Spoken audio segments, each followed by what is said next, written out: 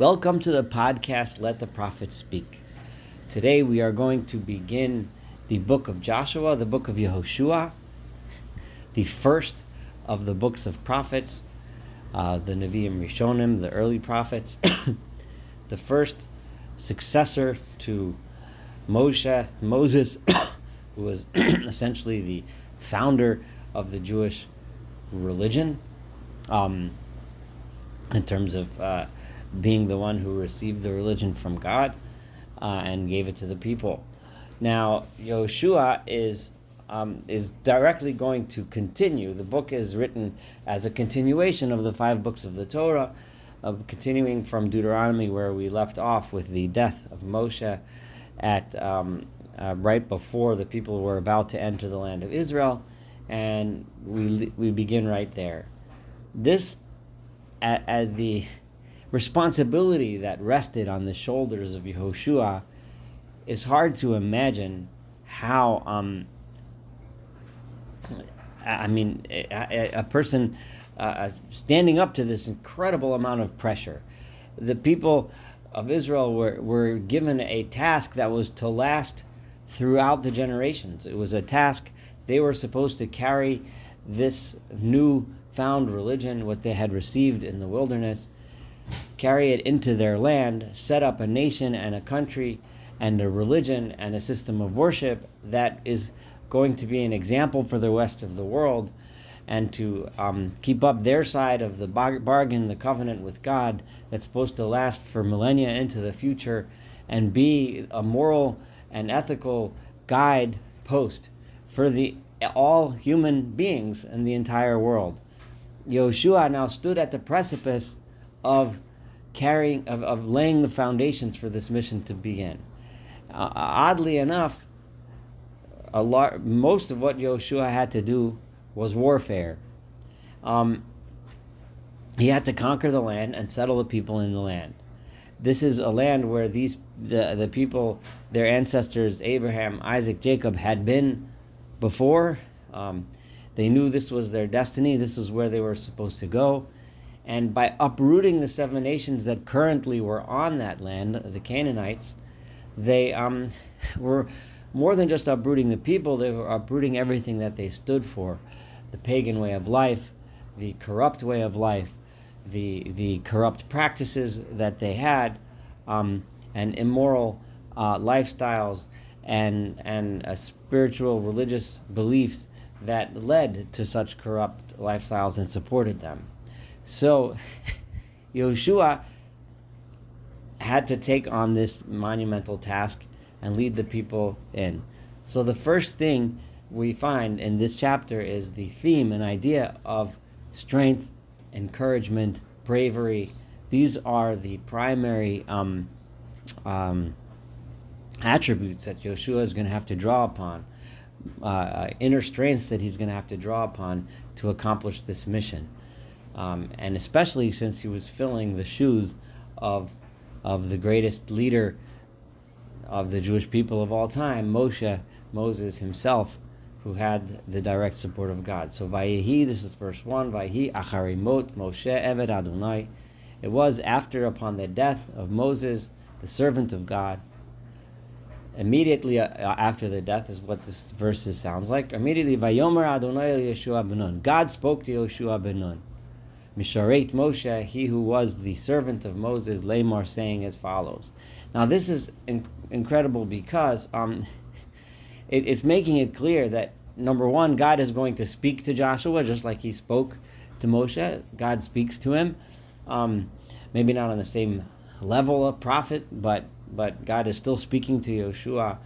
As we learned, since we have in this podcast just completed the study of Ezra and Nehemiah, which was the end of the period of prophecy. God stopped speaking. God didn't speak to Nehemiah, to Nehemiah. Nehemiah was not a prophet. Prophecy at that time was gone. But this time, prophecy might have come down a slight notch, but it was still there. So God is not yet ready to leave us to the Torah alone. God is still going to be personally, so to speak, involved in their affairs and the affairs of the people. Moshe avdi meis. God says, this is the second verse. Moshe, my servant, has passed on. He has died. V'ata, and now, immediately. No, don't wait around and so on. But ata, now, kum avoret hayarden hazeh. I need you to get up. Get up meaning get up from the morning, and we'll discuss that a little more in this chapter of the loss of Moshe. Avor es hayarden hazeh. Pass over this Jordan. This Jordan right here, you're going to pass over it into the land. Hazeh. Hata you, v'chol ha'am hazeh. And this entire nation, it's not just one, but everybody. El ha'aretz asher anochi noten lohem levnei Yisrael, into the land which I am giving to them, to the children of Israel. I have decided this land is going to be theirs.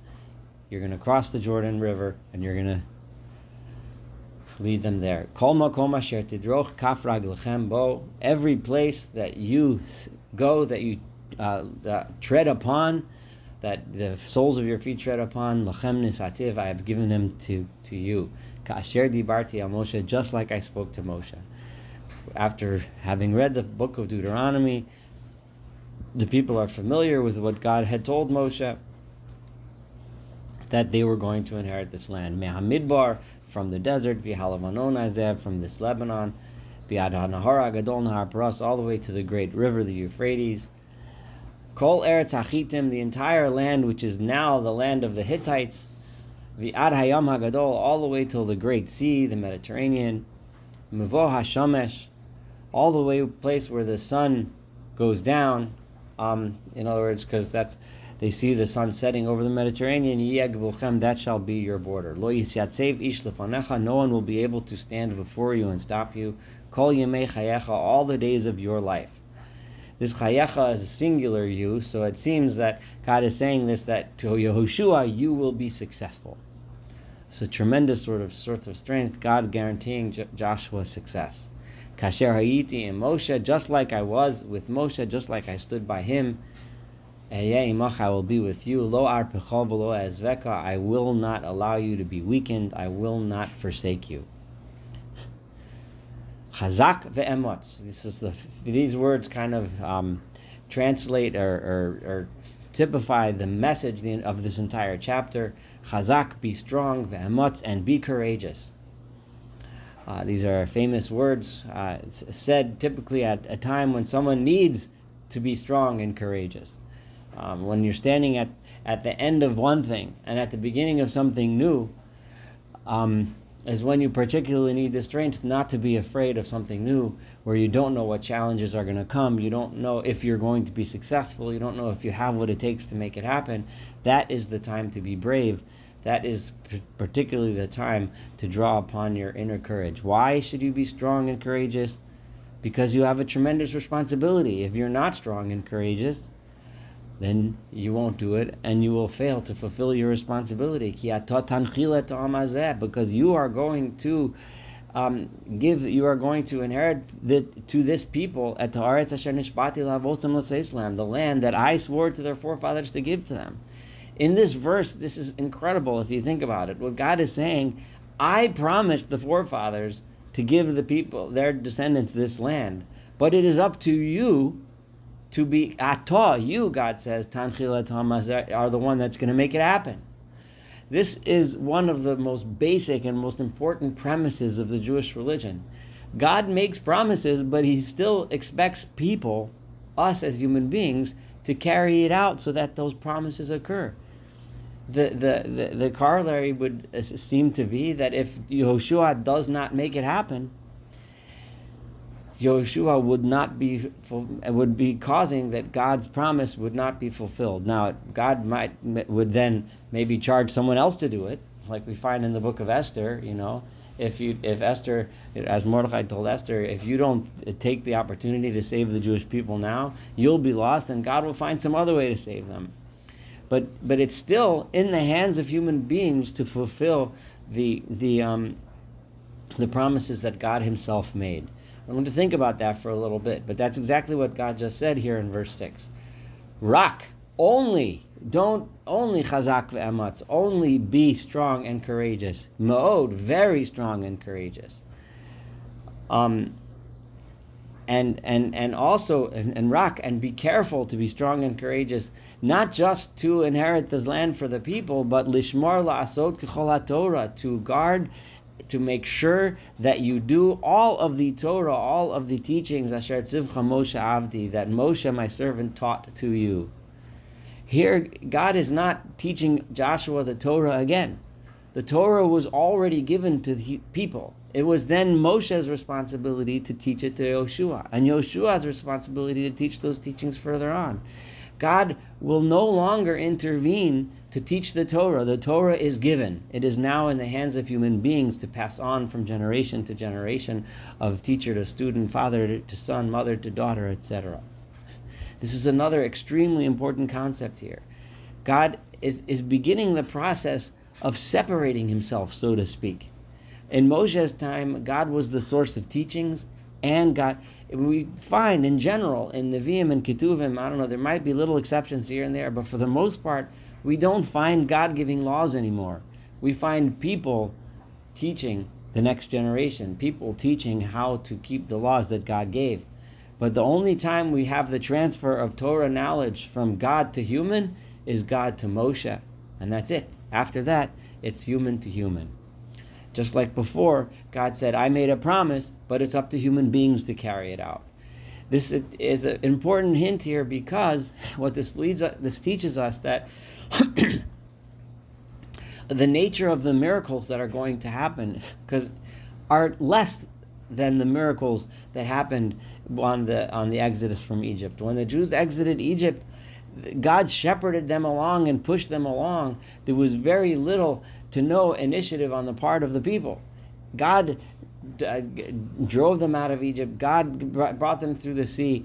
However, there will be miracles here, but they're a step less. They require much more human intervention. Until eventually, throughout the book of, we go through all the books of the prophets until we get to the point where miracles don't even become anymore the way in which God interacts with the world. So God is, so to speak, starting the process here of taking himself out of the obvious picture. Obviously, he's still in the picture, but he's taking himself out of the obvious picture. No longer is he going to be teaching us human beings directly, no longer in a clear, obvious way. No longer is he going to be performing great miracles in an obvious way.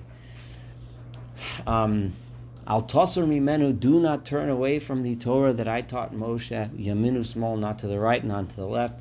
Why? Leman taskil, in order that you should be successful b'chol asher telech, in every way that you go. How do you be successful? By staying faithful to the way of life that I taught Moshe and that Moshe taught you. Lo yamush sefer haTorah hazeh mipicha. This sefer haTorah, this book that Moshe wrote down, which contains in it the Torah, the teachings, the way of life that I taught him, should never be away from your lips, from your mouth. You should constantly speak the Torah. V'hagisa bo yomam v'layla. You should recite it, speak it, say it over again, day and night. Another extremely basic thing. How does one study something in order to internalize it? One reads it, one speaks it with the mouth. Leman tishmar la'asos. And by speaking it, by teaching it from generation to generation, and by constantly reviewing it so that you don't forget the details, that is what is necessary in order that you actually keep it and guard it in your soul, la'asos, so that you actually live by it in your actions. This, like everything that is written in it, emphasizing it. It's written, but by speaking and reading it, you learn to act. So the ultimate goal is your action.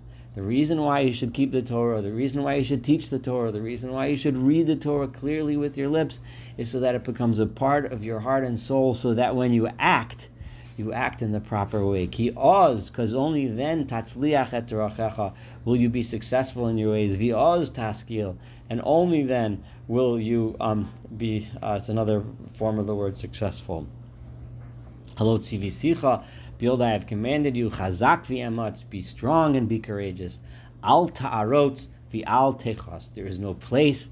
Do not be afraid. Do not have any terror. Ki imcha Adonai Elohecha, because the Lord your God is with you, b'chol asher telech, in every way you go. This is that. Just finished reading verse 9 I'm going to stop here. This is Joshua 1a. Thank you so much. This is so many basic ideas were put down here. As we continue, we take the Torah to the next level. We show how the Torah has been given. The one who spoke to God and received the Torah and wrote it down for us human beings and then taught it to us has completed his mission of teaching it to us. He has given charge now to Yoshua to take that Torah, to continue teaching it to future generations, to bring the people to the land in which they are going to live the Torah, and in the land in which they have the mission to become the Segula L'chol Ha'amim, the God's chosen people to bring this message to all the nations of the world. Thank you so much for studying Joshua 1a. Looking forward to studying the entire book of Joshua together, and of course the rest of Tanakh.